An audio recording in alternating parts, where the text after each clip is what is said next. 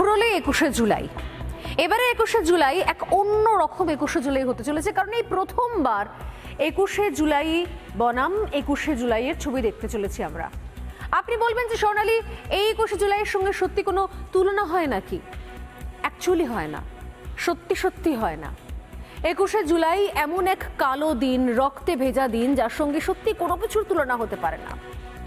যাই হয়ে যাক না কেন, এখনো পর্যন্ত মানুষ অপেক্ষায় রয়েছেন 21শে জুলাইয়ের ঘটনার পর। এখনো পর্যন্ত মানুষ অপেক্ষায় দিন গোনেন যে কবে 21শে জুলাইয়ের যে তদন্ত কমিশন তৈরি করেছেন মমতা বন্দ্যোপাধ্যায়, তিনি যে প্রতিশ্রুতি দিয়েছিলেন যে ক্ষমতায় এসে তিনি সেই কমিশনের রিপোর্টটা সামনে নিয়ে আসবেন, প্রকৃত অপরাধীকে শাস্তি দেবেন, তা আজ পর্যন্ত হয়নি।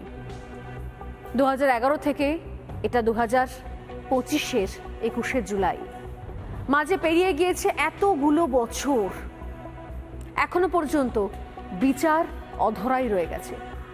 উল্টে আমরা কি পেয়েছি, মানুষ কি পেয়েছেন, এবং তার সঙ্গে সঙ্গে তৃণমূল কংগ্রেসের যারা কর্মী সমর্থক বা যারা সেই সময় 21শে জুলাইয়ের পরিবার পরিজনেরা, তারাই বা কি পেয়েছেন? তৃণমূল কংগ্রেস পেয়েছে একটা মহা সমারোহের উৎসবের দিন। অবাক লাগলেও যে ছবি আমরা দেখেছি রিসেন্টলি, যে 21শে জুলাইয়ের আগে খুঁটি পুজোর অনুষ্ঠান, তাও আবার ঘটা করে ধর্মতলা চত্বরে বিশাল বড় করে খুঁটি পুজোর অনুষ্ঠান হলো। কে নেই সেখানে? সায়নী ঘোষ থেকে শুরু করে নতুন জয়েন করে তৃণমূল কংগ্রেস, যদিও বেশ কয়েক বছর হয়ে গেল, জয়প্রকাশ মজুমদার রয়েছেন, সুব্রত বক্সি, শ্রেয়া পান্ডে, আরো অনেক ছোট বড় মাঝারি মাপের নেতা, এবং তার সঙ্গে তাদেরকে ঘিরে রেখেছেন চাঁদের হাটের মতো অজস্র অজস্র সরকারি কর্মচারী, অর্থাৎ পুলিশ আধিকারিক, আমলা, তারা সেখানে উপস্থিত রয়েছেন। কিনা ঘটা করে 21শে জুলাই চলছে। আমরা এতদিন জানতাম যে শোকের জন্য শোক দিবস হয়, শহীদের জন্য শহীদ তর্পণ হয়, কিন্তু শহীদ দিবসের জন্য, শোকের দিবসের জন্য উৎসবের খুঁটি পুজো হয় কি? আজ পর্যন্ত দেখা যায়নি। দেখা গেল এবার জায়গায় জায়গায়, বিভিন্ন জায়গা থেকে, জেলা থেকে রীতিমতো তালিকা দিয়ে দেওয়া হয়েছে, টার্গেট দেওয়া হয়েছে কোন জেলা থেকে কত লোক মিছিল নিয়ে আনতে পারবে।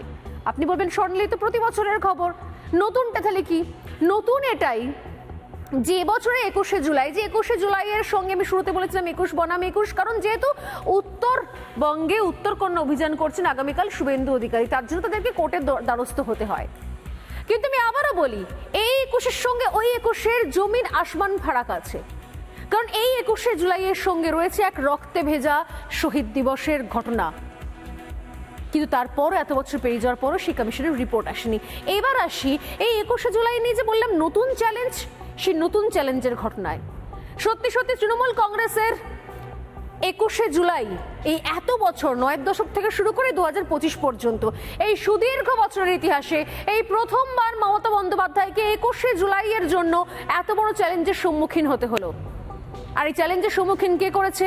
আদালত। কারণ এই প্রথমবার 21শে জুলাই নিয়ে কোর্টে যাওয়া হয়েছে। 21শে জুলাইয়ে কেন শহর কলকাতা স্তব্ধ হবে তা নিয়ে মামলা করা হয়, এবং তারই প্রেক্ষিতে আপনারা জানেন যে ইতিমধ্যে কোর্টের রায়ও চলে এসেছে, নির্দেশও দেওয়া হয়েছে। আর কোর্টের নির্দেশে কি বলা হয়েছে?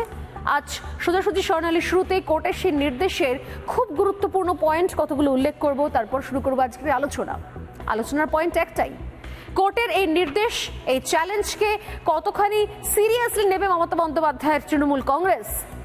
আগামীকাল এই চ্যালেঞ্জ কি সাকসেসফুলি, এই চ্যালেঞ্জের মোকাবিলা করতে পারবে তৃণমূল কংগ্রেস?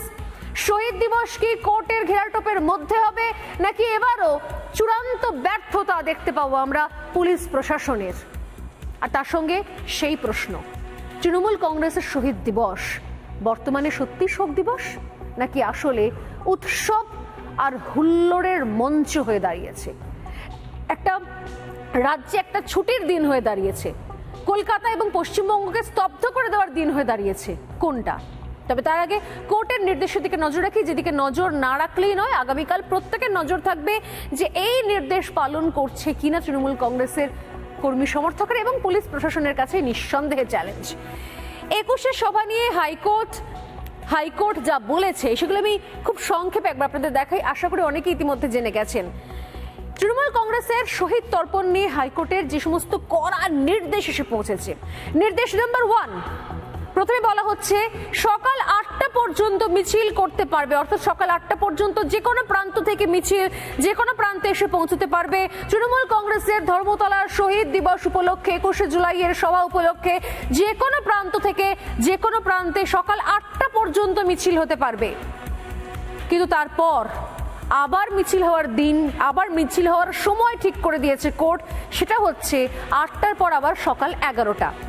সকাল 11টার পর আবারও মিছিল করতে পারবেন তৃণমূল কংগ্রেসের কর্মী সমর্থকেরা। অর্থাৎ এই সভায় আসার জন্য বিভিন্ন জায়গা থেকে, আমরা জানি যে যারা দূর থেকে আসেন তারা আগের দিন চলে আসেন, একটা এলাহি অ্যারেঞ্জমেন্ট চলে, খাওয়া দাওয়া চলে, কিন্তু যারা শহরের বিভিন্ন প্রান্ত থেকে বা শহরতলি থেকে আসছেন তাদের জন্য সময় বেঁধে দেওয়া হলো এবার। কারণ ধর্মতলা চত্বরকে কেন্দ্র করে, একটা প্রাণকেন্দ্র শহরের, তাকে কেন্দ্র করে গোটা শহরকে স্তব্ধ করা যাবে না বলে দিয়েছে কোর্ট। এবং বলা হয়েছে 8টার পর আবার 11টা থেকে মিছিল করতে পারবে তৃণমূল কংগ্রেসের কর্মী সমর্থকেরা। কিন্তু এই 8টা থেকে এই 9টা থেকে 11টা পর্যন্ত কোথাও যেন কোনো যানজট না হয়। স্পেসিফিকলি বলতে গেলে 8টা থেকে 11টা এই সময়ের মধ্যে যেন কলকাতার কোথাও কোনো যানজট না হয়, এই সময়ের মধ্যে কোনো যেন মিছিল না হয়, এটা নিশ্চিত করতে বলা হয়েছে পুলিশকে। এবং অর্থাৎ 21শে জুলাইয়ের সভার কোথাও সভা এবং সভার মিছিল নিয়ে কার্যত নিয়ম এবং সময়ের একটা ঘেরাটোপ তৈরি করে দিয়েছে কোর্ট বলা যেতে পারে। আর যেটা রয়েছে কি, হাইকোর্টের 5 কিলোমিটারের মধ্যে কোনো রকমের যাতে অসুবিধা না হয় সাধারণ মানুষের মধ্যে। এছাড়াও যেটা সব থেকে গুরুত্বপূর্ণ পয়েন্ট, তা হচ্ছে এরপর থেকে 21শে জুলাইয়ের জন্য আরও দুটো বিকল্প দিতে হবে কোর্টকে, অর্থাৎ শুধুমাত্র ধর্মতলাতেই হবে এই রকম জেদ করে থাকতে পারবে না তৃণমূল কংগ্রেস।